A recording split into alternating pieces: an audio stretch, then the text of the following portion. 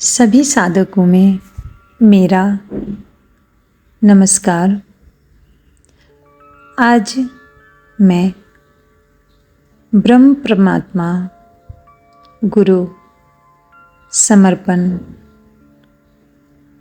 ब्रह्म साक्षात्कार पर छोटी चर्चा करने जा रही हूँ, जिस पर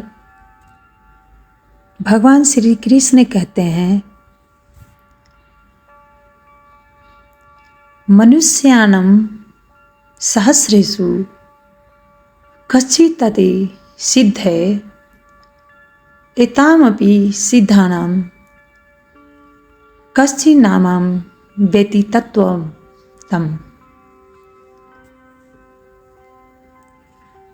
यानी हजारों मनुष्य में से कोई एक मेरी प्राप्ति रूपी सिद्धि की इच्छा करता है और इस प्रकार सिद्धि की प्राप्ति के लिए प्रयत्न करने वाले मनुष्यों में से कोई एक ही मनुष्य को तत्व रूप से साक्षात्कार सहित ज्ञान पाता है।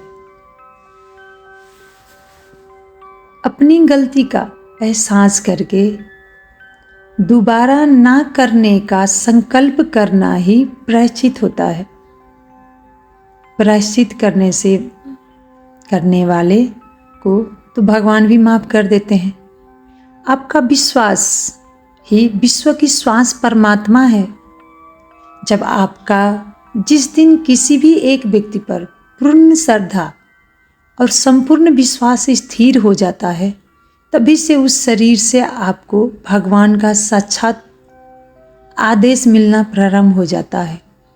जब अपना विश्वास समर्पण हम स्थित कर देते हैं कहीं पर पूर्ण रूप से, बिना शंका, बिना भय, या कोई प्रेमी हो या कोई व्यक्ति हो या गुरु हो या कोई वस्तु हो या पत्थर ही क्यों ना हो,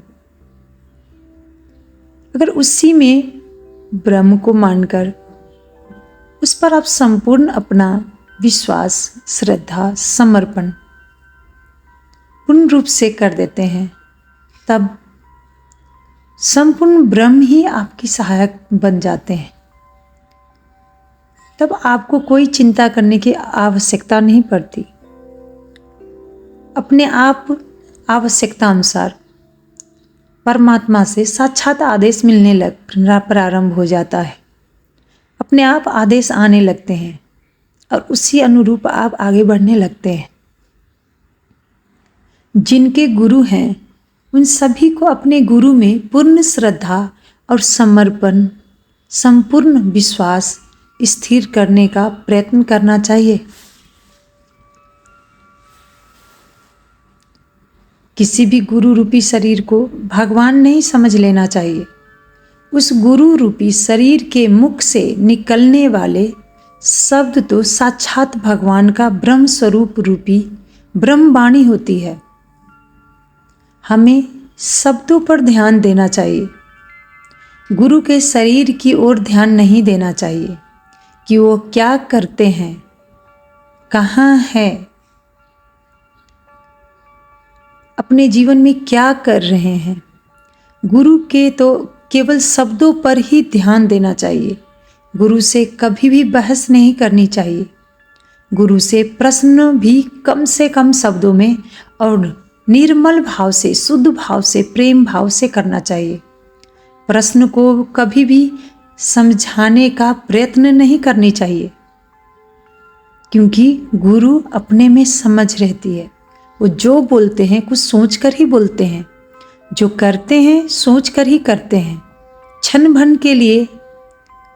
भर के लिए हमें लगता है कि वो हमारे साथ कहीं गलत तो नहीं कर रहे हैं, हमें तकलीफ होती है, लेकिन हमें वो सोचना नहीं चाहिए, क्योंकि सोना जल के ही निखरती है। जब तक तपती नहीं तब तक निखरती नहीं। तो जब तक गुरु के जो कटु वाणी होते हैं, कटु व्यवहार होते हैं, जब तक शिष्य में वो व्यवहार, वो कटु वचन सहने की आदत ना हो जाए, सहने की क्षमता ना हो, तब तक वो पूर्ण रूप से पकता नहीं है। तो गुरु उसको पूर्ण रूप से पकाने के लिए, सोना बनाने के लिए ही अपने कभी कभी कटु व्यवहार और कटु शब्द का प्रयोग करते हैं।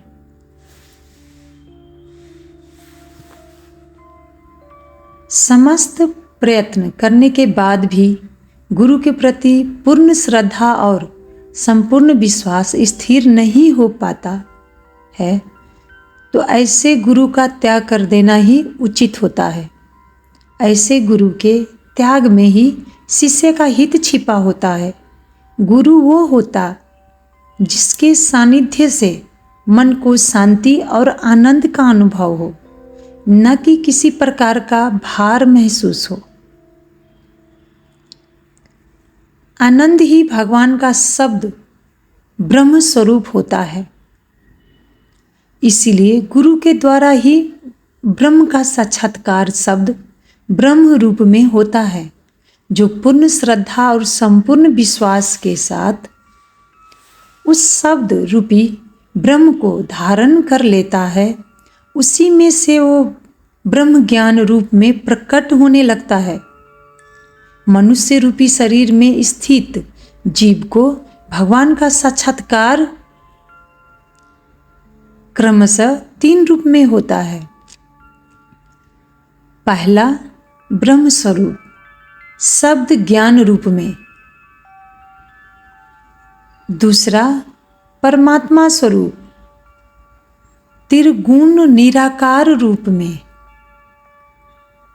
और तीसरा भगवत स्वरूप सगुण साकार रूप में। जब तक मनुष्य को स्वयं में ब्रह्म का अनुभव नहीं हो जाता है, तब तक प्रत्येक मनुष्य को कर्म तो करना ही पड़ता है। मनुष्य के द्वारा जो भी किया जाता है वो सभी कर्म ही होते हैं। किसी भी कर्म को करते करते जब मनुष्य सकाम भाव को त्याग कर निष्काम भाव से कर्म करने लगता है, तभी से उसके मन की शुद्धि होने लगती है।